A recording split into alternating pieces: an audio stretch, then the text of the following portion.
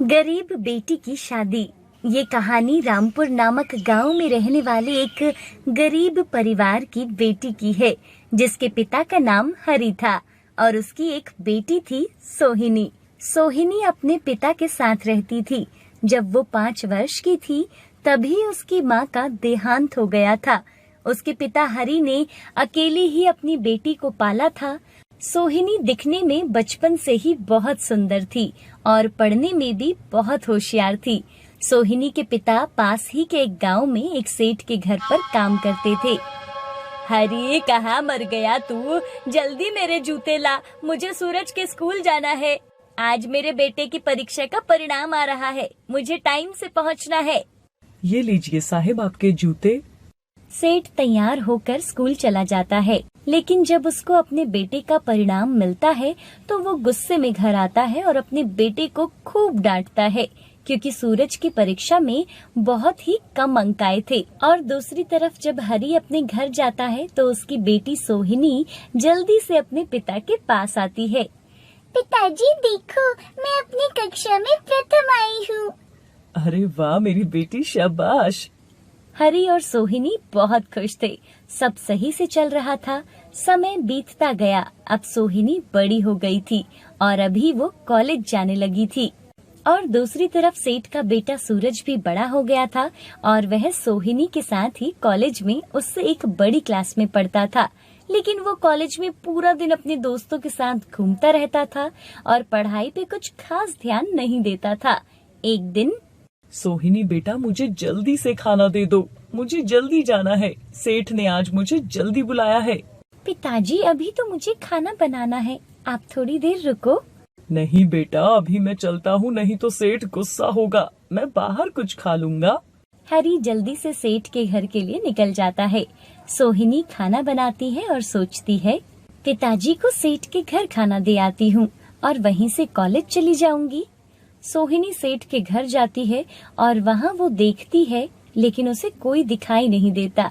तभी वहाँ सूरज आ जाता है और सोहिनी को देखता है और पूछता है, कौन हो तुम और यहाँ क्या कर रही हो? जी, मेरा नाम सोहिनी है। मेरे पिताजी आपके यहाँ काम करते हैं, मैं उनको खाना देने आई हूँ। अच्छा, तो तुम हरि अंकल की बेटी हो। तुम खाना मेरे पास दो, मैं अंदर रख देता हूँ। हरि अंकल और पिताजी कहीं काम से बाहर गए हैं। ठीक है। सोहिनी खाना देकर निकल ही रही थी कि सूरज बोलता है, चलो मैं तुम्हें घर तक छोड़ देता हूँ। नहीं, मुझे अपने कॉलेज जाना है। कौन से कॉलेज में पढ़ती हो तुम? सूरज को पता चलता है कि ये तो मेरे ही कॉलेज में पढ़ती है। चलो मैं तुम्हें ले चलता हूँ, मैं भी उसी कॉलेज में पढ़ता हूँ। ठीक है। सूरज सोहिनी को अपनी बाइक पर बिठाकर कॉलेज ले जाता है। ऐसे ही वो हर रोज कॉलेज में मिलने लगे और दोनों एक दूसरे से प्यार करने लगते हैं।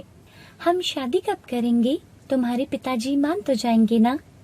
अरे हाँ, मैं पिताजी को मना लूंगा। वैसे भी इतनी सुंदर और पढ़ने में होशियार बहू तो पिताजी को कहीं नहीं मिलेगी। कुछ समय बीतने के बाद सूरज अपने पिताजी से बात कर, पिताजी, मैं एक लड़की से बहुत प्यार करता हूँ और मैं उससे शादी करना चाहता हूँ।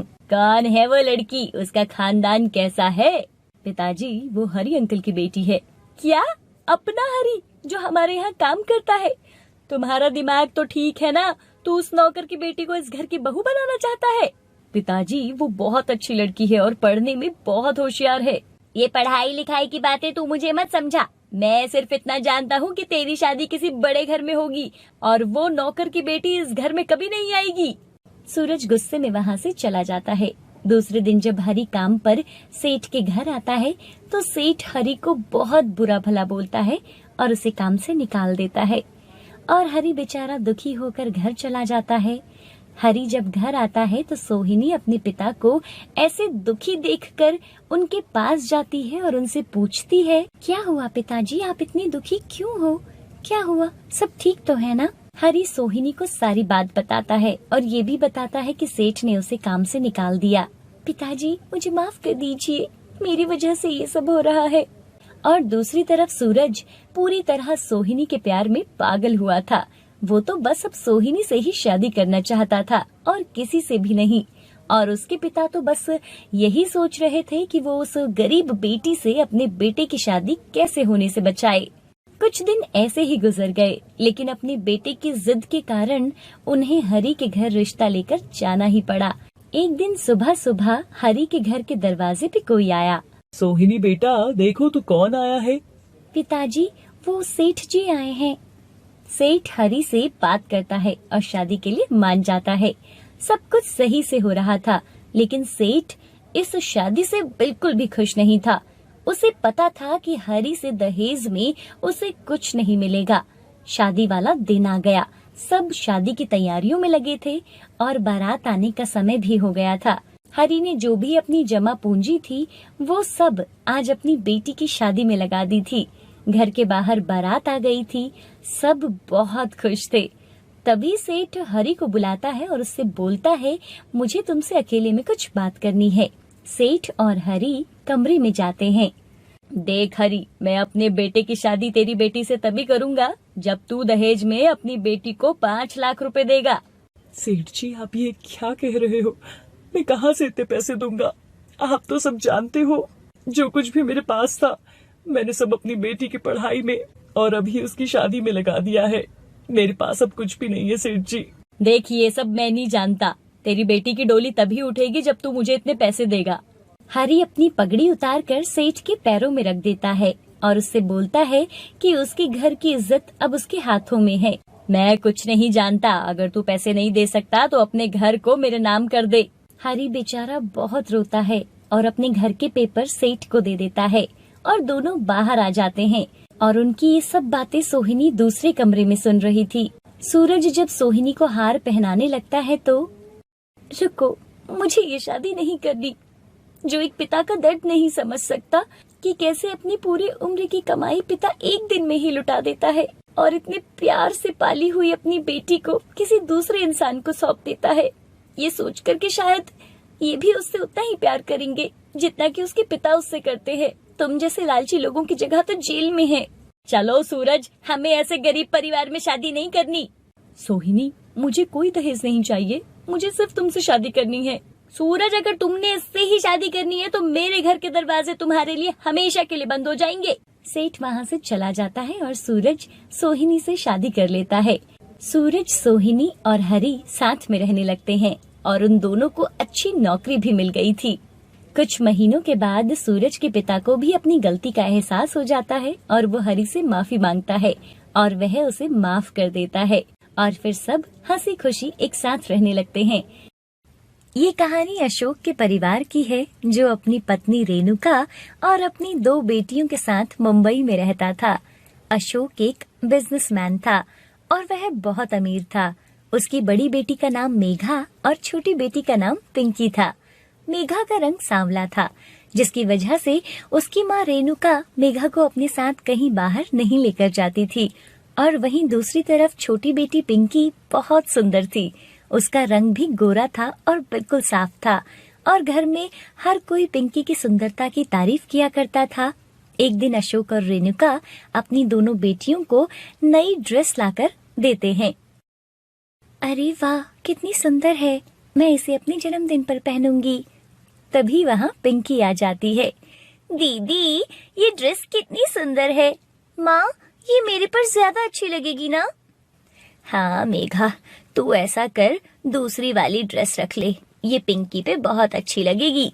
मेघा को बहुत बुरा लगता है और वो अपने कमरे में चली जाती है। माँ हमेशा ऐसा करती है, मेरी चीजें भी पिंकी को दे देती है, हमेशा उसी की तारीफ करती है। एक दिन अशोक के घर में कुछ मेहमान आए हुए थे। तभी मेघा और पिंकी वहाँ आ जाते हैं। अरे पिंकी, कितनी सुंदर हो गई है, क्या करती हो बेटी तुम? जी मैंने अभी ग्रेजुएशन पास किया है। शाबाश बेटा, सुंदर होने के साथ साथ पढ़ाई में भी बहुत होशियार है मेरी बेटी पिंकी। सब पिंकी की ही सुंदरता की तारीफ कर रहे थे, लेकिन मेघा से कोई बात नहीं कर रहा था। ये सब देखकर मेघा को बहुत बुरा लगता है और वो चुपचाप अपने कमरे में चली जाती है और रोने लगती है। सबको बस गोरा चेहरा ही दिखता है, इसके अलावा और कुछ नहीं। मैंने इस बार पढ़ाई में टॉप किया, लेकिन उसके बारे में किसी ने कुछ भी नहीं कहा। ऊपर से मेरी माँ भी मेरी बेटी पिंकी ने ये किया वो किया, बस उसी की तारीफ करती रहती है। क्या गोरा ही रंग सब कुछ होता है? अगर मैं सांवली हूँ तो इसमें मेरी क्या गलती है? क्या सांवला होना पाप है? ऐसे ही समय बीतता जाता है। मेघा पढ़ाई में बहुत अच्छी थी तो उसे एक बड़ी कंपनी में जॉब मिल जाता है। दूसरी तरफ अशोक का एक दोस्त मेघा के लिए रिश्ते की बात करता है। मैं घर में बात करके तुम्हें बताता हूँ। अशोक अपनी पत्नी रेणुका से मेघा के रिश्ते के लिए बोलता है। मेरा एक दोस्त है, वो मेघा के लिए एक रिश्ता बता रहे हैं। लड़के वाले बहुत अमीर हैं। अगर वहाँ मेघा का रिश्ता जुड़ जाता है तो हमारी कंपनी के लिए भी बहुत अच्छा होगा। मैं क्या कहती हूँ, क्यों ना हम मेघा की जगह पिंकी का रिश्ता वहाँ कर दें। इतना बड़ा परिवार, कहीं मेघा के रंग की वजह से हाथ से ना चला जाए। आपको तो पता है मेघा के सांवले रंग की वजह से उसे लोग पसंद नहीं करते, लेकिन हमारी पिंकी बहुत सुंदर है। ये लड़के वाले पिंकी के लिए मना नहीं करेंगे। कह तो तुम सही रही हो, तो ठीक है, तुम पिंकी से बात कर लेना, मैं अपने दोस्त से बात कर लूंगा। मेघा की माँ जब मेघा को बताती है कि पिंकी को कल लड़के वाले देखने आ रहे हैं तो मेघा को बहुत बुरा लगता है। माँ, लेकिन पिंकी तो अभी छोटी है, आप उसकी शादी पहले क्यों करवा रही हो? तुम्हारे सांवले रंग की वजह से तुम्हारे लिए कोई रिश्ता नहीं आता। हमें पिंकी के लिए रिश्ता आया है, इसलिए पहले उसका रिश्ता कर रहे हैं। मेघा बिना कुछ बोले वहाँ से चली जाती है। सुबह मेघा खुद को अच्छे से सजाती है। आज वो बहुत खुश थी और आज पहली बार वह खुद को बहुत सुंदर लग रही थी। तभी पिंकी मेघा के कमरे में आ जाती है। क्या बात है, कोई आज बहुत बन ठन के ऑफिस जा रहा है। मेघा कुछ नहीं बोलती और ऑफिस चली जाती है। दूसरी तरफ पिंकी समीर को फोन करती है और उसे मूवी जाने के लिए पूछती है। नहीं, आज थोड़ा ज्यादा काम है तो मैं नहीं आ सकता। समीर अब पिंकी से शादी नहीं करना चाहता था। उसे पिंकी की बच्चों वाली हरकतें बिल्कुल भी पसंद नहीं थी और समीर कहीं न कहीं मेघा को पसंद करने लगता है। पापा, मैं पिंकी से नहीं बल्कि उसकी बड़ी बहन मेघा से शादी करना चाहता हूँ। बेटा, ये तू क्या कह रहा है? पापा, पिंकी में अभी भी बचपना भरा हुआ है और वो मुझसे प्यार भी नहीं करती। वो तो बस मेरे पैसों के लिए मुझसे शादी करने वाली है। समीर सारी बात अपने घर वालों को बताता है कि हमारा रिश्ता तो मेघा के लिए गया था, लेकिन उसके माता पिता ने मेघा के सांवले रंग होने की वजह से पिंकी से रिश्ता पक्का कर दिया कि कहीं मेघा की वजह से उनके हाथ से इतना अच्छा रिश्ता न चला जाए। पापा, मेघा का रंग चाहे जैसा भी है, लेकिन वो बहुत मेहनती है और दिल की भी बहुत अच्छी है और बिल्कुल मेरे जैसी है। मैं मेघा से शादी करना चाहता हूँ पापा। समीर के समझाने से उसके घर वाले मान जाते हैं और पिंकी के घर वालों से बात भी करते हैं। इधर समीर भी मेघा से बात करता है। मेघा, मैं तुम्हारी बहन से नहीं बल्कि तुमसे शादी करना चाहता हूँ। ये आप क्या कह रहे हैं? तुम्हारी बहन बिल्कुल भी मेरे जैसी नहीं है। तुम जैसी भी हो मुझे पसंद हो। मैं तुम्हें बहुत खुश रखूंगा मेघा। आज पहली बार मेघा को किसी ने इतनी बड़ी बात कही थी। मेघा भी समीर को कहीं न कहीं पसंद करती थी, इसलिए समीर के कहने पर वह मान जाती है और अब मेघा के घर वालों से बात करनी बाकी थी। अगले दिन समीर का परिवार अशोक के घर जाते हैं और उन्हें सारी बात समझाते हैं। जी, आप क्या कह रहे हैं? मेरी छोटी बेटी का रिश्ता तोड़कर आप मेरी बड़ी बेटी से रिश्ता करना चाहते हैं? ये नहीं हो सकता। मैं अपनी छोटी बेटी का दिल तोड़कर बड़ी बेटी का घर नहीं बसा सकता। तभी समीर कहता है, वो तो आप पहले ही कर चुके हैं। ये रिश्ता तो आपकी बड़ी बेटी मेघा के लिए ही आया था। हमें सब पता चल गया है, लेकिन आपने मेघा के सांवले रंग की होने की वजह से आया हुआ रिश्ता अपनी छोटी बेटी से पक्का कर दिया। मेघा का दिल तो आप पहले ही दुखा चुके हैं। मैं तो बस सब ठीक कर रहा हूँ। मुझे सिर्फ मेघा पसंद है और मैं उससे ही शादी करना चाहता हूँ। ये सारी बातें सुनकर अशोक और रेणुका को अपने किए पर बहुत पछतावा होता है और उन्हें अपनी गलती का भी एहसास हो जाता है और वो मेघा का रिश्ता समीर से पक्का कर देते हैं। पिंकी भी अपनी बहन के लिए बहुत खुश होती है। दीदी, अच्छा हुआ मैं बच गई। इसको तो ना मूवी देखने का शौक है, ना ही शॉपिंग करना। ये आपके लिए ही ठीक है। मैं तो अपनी टाइप के लड़के से शादी करूंगी। अब इसे तुम ही झेलो। कुछ दिनों में समीर और मेघा की शादी हो जाती है और वह समीर के साथ बहुत खुश रहती है। अगले दिन लड़के वाले अशोक के घर आ जाते हैं। लड़के का नाम समीर था और वो देखने में भी बहुत सुंदर था। अशोक का दोस्त अशोक से कहता है, मेघा बेटी को बुला लीजिए। तभी रेणुका अपनी छोटी बेटी पिंकी को लेकर आ जाती है। ये है हमारी बेटी पिंकी। पिंकी को देखकर अशोक का दोस्त सोचने लगता है, रिश्ते की बात तो मेघा बेटी से हुई थी, लेकिन ये पिंकी की शादी पहले क्यों करवाना चाहते हैं? लड़के के घर वालों को और लड़के को पिंकी पसंद आ जाती है और रिश्ता पक्का हो जाता है। तभी कुछ देर बाद मेघा भी ऑफिस से घर आ जाती है और वह लड़के को देखकर चौंक जाती है, क्योंकि मेघा जहाँ जॉब करती थी समीर उस कंपनी का मालिक था। अरे मेघा, तुम यहाँ? जी, ये मेरी बड़ी बेटी मेघा है, आप इसे जानते हो? अरे मेघा मेरी कंपनी में ही काम करती है और ये बहुत हार्ड वर्किंग भी है। मेरी दोनों बेटियां बहुत मेहनती हैं। सब इस रिश्ते से खुश थे।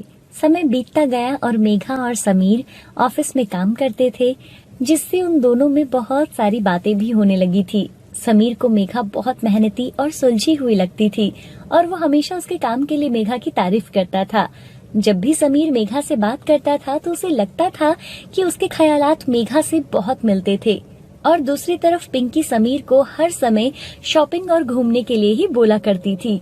एक दिन वो अशोक का दोस्त समीर के घर आ जाता है और बातों बातों में बताता है कि मैंने तो अशोक जी की बड़ी बेटी मेघा के लिए रिश्ते की बात की थी, लेकिन अशोक जी अपनी छोटी बेटी का रिश्ता पहले करना चाहते थे।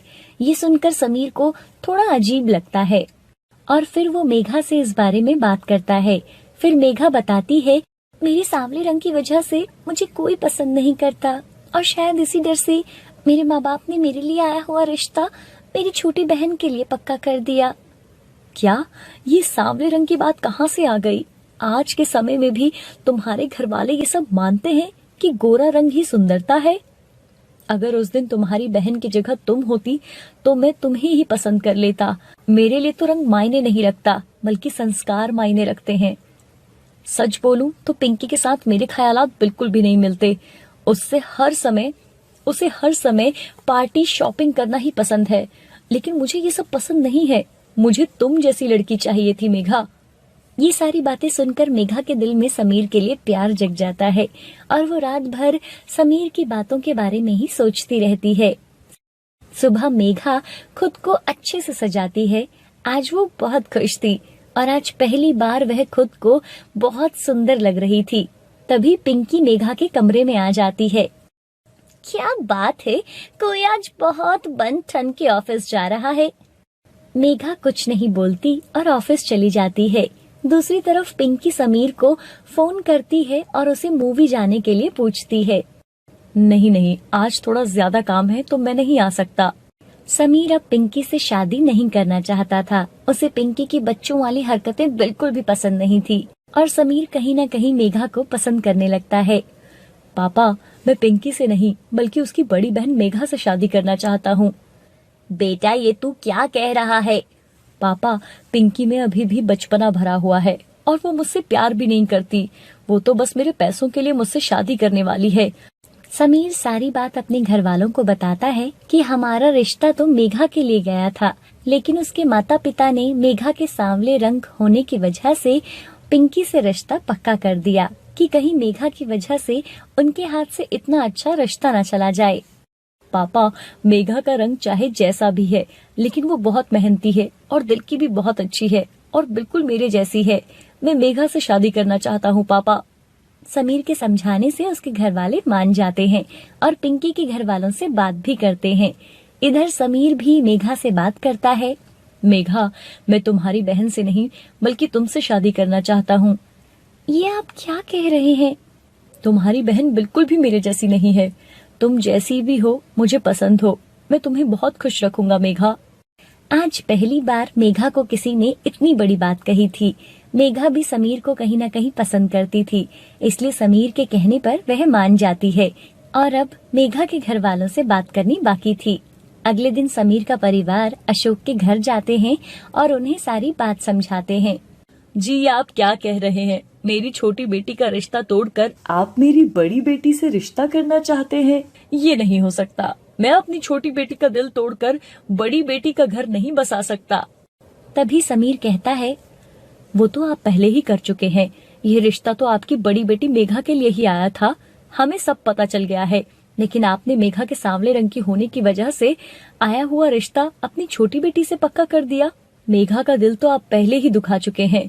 मैं तो बस सब ठीक कर रहा हूँ। मुझे सिर्फ मेघा पसंद है और मैं उससे ही शादी करना चाहता हूँ। ये सारी बातें सुनकर अशोक और रेणुका को अपने किए पर बहुत पछतावा होता है और उन्हें अपनी गलती का भी एहसास हो जाता है और वो मेघा का रिश्ता समीर से पक्का कर देते हैं। पिंकी भी अपनी बहन के लिए बहुत खुश होती है। दीदी अच्छा हुआ मैं बच गई। इसको तो ना मूवी देखने का शौक है ना ही शॉपिंग करना। ये आपके लिए ही ठीक है। मैं तो अपने टाइप के लड़के से शादी करूंगी। अब इसे तुम ही झेलो। कुछ दिनों में समीर और मेघा की शादी हो जाती है और वह समीर के साथ बहुत खुश रहती है। राधा की सास तारा उसे बिल्कुल प्यार नहीं करती थी। वह उससे घर का सारा काम कराती थी और खुद कुर्सी पर बैठी रहती थी और सारा दिन टीवी देखती रहती थी। उसे राधा पर बिल्कुल भी तरस नहीं आता था। अरे ओ राधा, कहाँ मर गई? मेरा फेवरेट शो शुरू होने वाला है, मुझे अभी नाश्ता दे दे। जी माँ जी, मैं बर्तनों की सफाई करके बस आपका नाश्ता ही बनाने जा रही हूँ।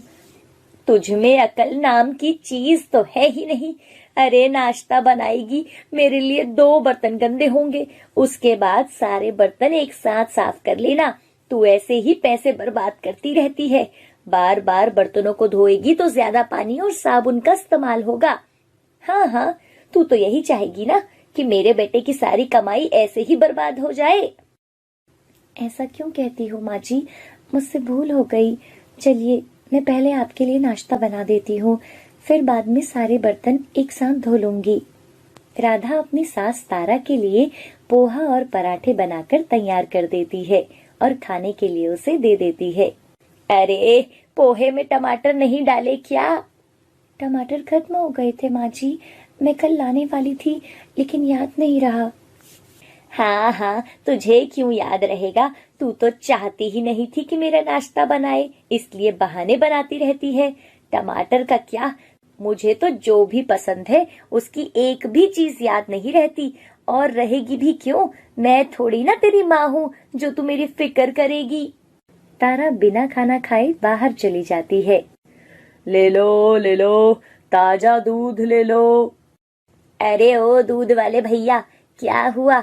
आज 2 दिन के बाद आए हो, कहाँ थे अब तक? मुझे रोज दूध चाहिए होता है, तुम्हें पता नहीं है क्या? अरे माँ जी, 2 दिन मेरी तबीयत खराब हो गई थी, इसलिए दूध नहीं ला पाया, लेकिन अब से आपको रोज दूध मिलता रहेगा। अब मुझे तुम्हारा दूध नहीं चाहिए, मैं खुद ही एक गाय खरीद लूंगी और उसी का दूध लगाऊंगी। मुझे तो ये भी शक है कि तुम अपने दूध में पानी मिलाकर बेचते हो। अरे माँ जी, आपको मेरा दूध नहीं लेना है कोई बात नहीं, लेकिन मुझ पर ऐसा आरोप मत लगाइए। सारे गांव को पता है कि मैं अपने दूध में कभी पानी नहीं मिलाता। मेरा दूध इस गांव का सबसे शुद्ध दूध है। आप चाहें तो खुद गाय का दूध लगाकर और मेरे दूध की तुलना करके देख सकती हैं। हाँ हाँ, तुझे क्या लगता है मैं झूठ बोल रही हूँ? मैं कल ही गाय लाकर उसका दूध पीऊंगी और तुझे बताऊंगी कि ये देख, ये होता है असली दूध, बिना पानी मिलाया हुआ, कोई भी मिलावट नहीं। इतना कहकर तारा वहाँ से चली जाती है और अपनी बहू राधा से कहती है, बहुत दिन हो गए हैं राधा, तुम अपनी माँ के गांव नहीं गई। एक काम करो, कल तुम अपनी माँ के घर चली जाओ और जब वहाँ से वापस आओ तो एक गाय लेती आना। राधा थोड़ी चिंता में पड़ जाती है। फिर वो कहती है, गाय? लेकिन मेरी माँ के पास तो एक ही गाय है माँ जी। मेरी माँ उसी का दूध बेचकर अपना गुजारा चलाती है। मुझे कुछ नहीं सुनना, ज्यादा बकवास मत करो। मैंने जैसा कहा है वैसा ही करो। मुझे एक गाय चाहिए और गाय मुझे तू ला कर देगी। तू कल की ही बस में बैठ और अपनी माँ के घर चली जा, और जब तक गाय न लेकर आए तो यहाँ आना मत। बेचारी राधा मजबूरन अपनी माँ के घर चली जाती है। राधा की माँ रमा उसे देखकर बहुत खुश होती है। अरे बेटी राधा, कितने दिनों बाद आई है। मुझे देखकर आप इतनी खुश मत होइए माँ, मैं आपके लिए कोई अच्छा समाचार नहीं लेकर आई हूँ। ऐसा क्यों कह रही हो बेटा? आखिर बात क्या है? तू ठीक तो है ना? हाँ माँ, मैं तो बिल्कुल ठीक हूँ, लेकिन मैं आपसे जो कहने वाली हूँ वो मैं कैसे कहूँ, मैं यही सोच रही हूँ। अरे बेटा, मैं तेरी सास थोड़े ही ना हूँ जो तुझे मुझसे कुछ मांगना पड़े और मैं तुझे देने से पहले सोचूंगी। तो मांग ले बस, मैं तेरी माँ हूँ, मैं तुझे मना नहीं करूंगी। माँ, मेरी सास ने तुम्हारी गाय मांगी है। मैंने उनको लाख समझाया लेकिन वो नहीं मानी। उन्हें आपकी ही गाय चाहिए माँ, बस इतनी सी बात। अरे बेटा, मेरी गाय तो तेरी ही संतुष्ट कर दे। लेकिन माँ, तुम्हारे पास तो ये इकलौती गाय है, इसी से तुम अपना जीवन चलाती हो, फिर तुम क्या करोगी? मेरी फिक्र छोड़ दे बेटा, मैं तो अब वैसे भी इस सांसारिक जीवन से परेशान होकर सोच रही थी कि वृंदावन रहने चली जाऊं। वो तो अच्छा हुआ तू आ गई, मुझे इस गाय की वैसे भी चिंता थी। तू इसे ले जा और अपनी सास को दे दे। अगर इस गाय के कारण वो तुझे प्यार करने लगे तो इससे अच्छा मेरे लिए क्या होगा? तुम कितनी अच्छी हो माँ। राधा अपनी सास की गाय लेकर अपनी सास के घर जाती है। तारा गाय को देखकर बहुत खुश होती है। अरे वाह, तो ये है तेरी माँ की गाय, ये तो बहुत ही तंदुरुस्त है। अभी इसका दूध निकालती हूँ और चाय पीती हूँ। तारा अपने हाथों से उस गाय का दूध निकालती है और उसकी चाय बनाकर पीती है। अरे वाह, मैंने आज से पहले इतनी बेहतरीन चाय कभी नहीं पी। मानना पड़ेगा, इसे कहते हैं असली दूध। वो दूध वाला तो मुझे नकली दूध ही दिया करता था, लेकिन अब मुझे कोई चिंता नहीं है। अब तो आप खुश है ना माँ जी, आपको गाय भी मिल गई। तेरे कहने का क्या मतलब है? इससे पहले मैं खुश नहीं रहा करती थी। मेरी सारी खुशी क्या इस गाय से ही टिकी हुई थी? कान खोल कर सुन ले बहू, मुझे फजूल की बातें पसंद नहीं है। राधा अपना सर झुकाकर कहती है, गलती हो गई माँ जी, आज से नहीं कहूंगी। एक दिन गांव के पास मेला लगने वाला होता है। मैंने सुना है गांव के पास में एक मेला लगने वाला है, चल हम दोनों देख कर आते हैं। राधा को अपने कानों पर विश्वास नहीं होता, लेकिन फिर भी वो कहती है, जी जैसा आप कहें माँ जी। तारा और राधा दोनों तैयार होकर मेले के लिए चली जाती हैं। मेले में तारा देखती है रंग बिरंगे खिलौने, बड़ी बड़ी दुकान है और बड़े बड़े झूले। कितना बड़ा झूला है माँ जी, चलिए ना हम उस पर झूल कर आते हैं। मैंने आखिरी बार शादी से पहले झूला था, इतना बड़ा झूला। आज आपके साथ आई हूँ तो सोचा इसकी सवारी कर लेते हैं। मुझे ऊंचाई से डर लगता है, तुझे पता नहीं है?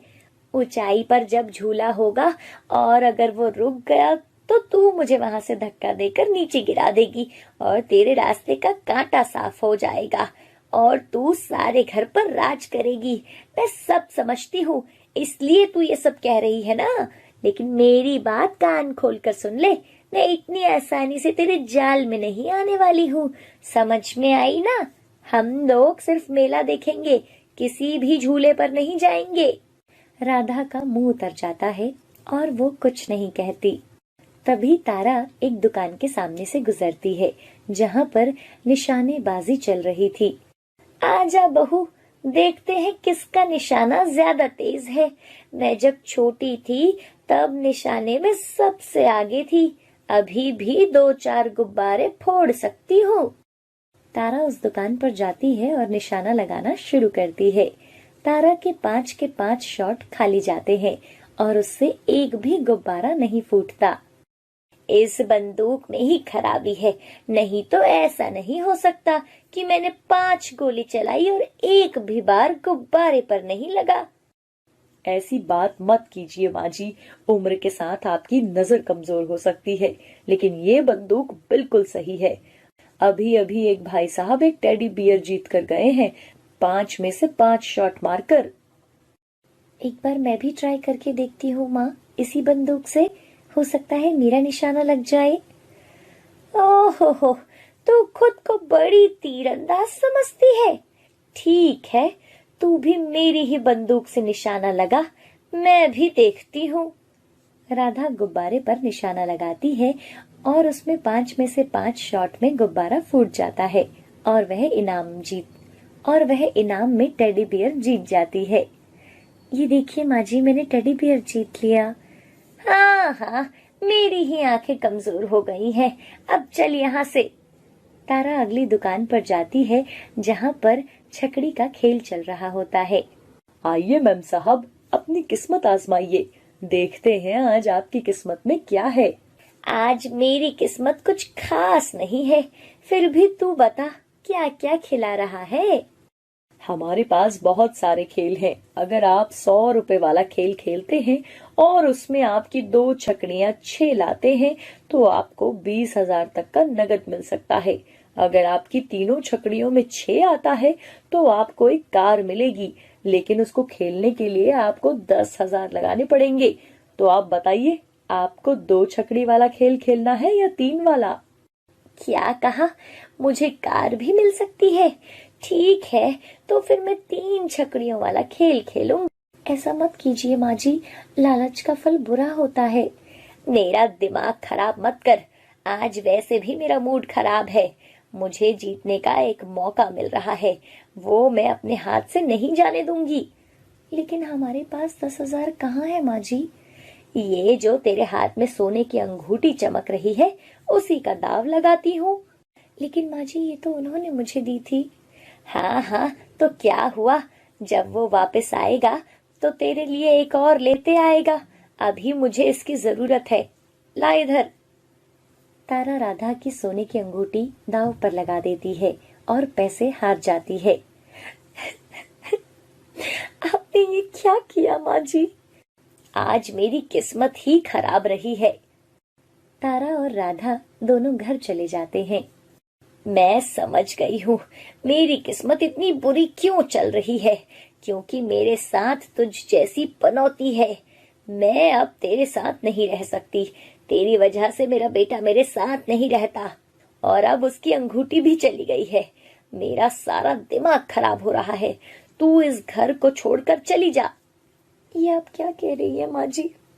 ये मेरा ससुराल है, यही तो अब मेरा घर है, मैं इसे छोड़कर कहाँ जाऊंगी माँ जी? मैंने आपको पहले ही कहा था लालच का फल बुरा होता है, लेकिन आपने फिर भी मेरी अंगूठी दांव पर लगा दी। मुझसे जुबान लड़ाने की जरूरत नहीं है, मैंने कहा यहाँ से निकल जा तो चली जा। तभी सुरेश शहर से घर आ जाता है और उन दोनों की बातें सुन लेता है। मैंने आप दोनों की बातें सुनी है। माँ, तुम कितनी कठोर हो, तुम इस बेचारी के साथ कितना जुल्म करती हो। तुम यही चाहती हो ना कि राधा तुम्हारे साथ ना रहे, तो ठीक है माँ, राधा तुम्हारे साथ नहीं रहेगी और ना ही रहूंगा मैं शहर जा रहा हूँ अपनी राधा को अपने साथ लेकर हमेशा के लिए। अब तुम अपनी गाय का दूध लगाओ और यहीं अकेले रहो। नहीं बेटा, मुझे छोड़कर मत जा, मैं तेरे बिना कैसे रहूंगी? माँ, तुम अगर राधा के साथ इतना बुरा बर्ताव नहीं करती तो मैं तुम्हें अपने साथ जरूर लेकर चलता। इन्हें माफ कर दीजिए, आखिर ये आपकी माँ है। इन्होंने मेरे साथ भले ही बुरा किया हो, लेकिन इन्होंने आपके साथ कभी बुरा नहीं किया। आप इन्हें भी साथ ले चलिए। राधा, तू कितनी अच्छी है। मैंने आज तक जो भी तुझ पर अत्याचार किए, उसके लिए मुझे माफ कर देना बेटी। ठीक है माँ, हम तीनों साथ रहेंगे। और फिर राधा और तारा में कभी झगड़ा नहीं होता और तारा राधा को बिना परेशान किए सुरेश के साथ मिलजुल कर रहने लगती है।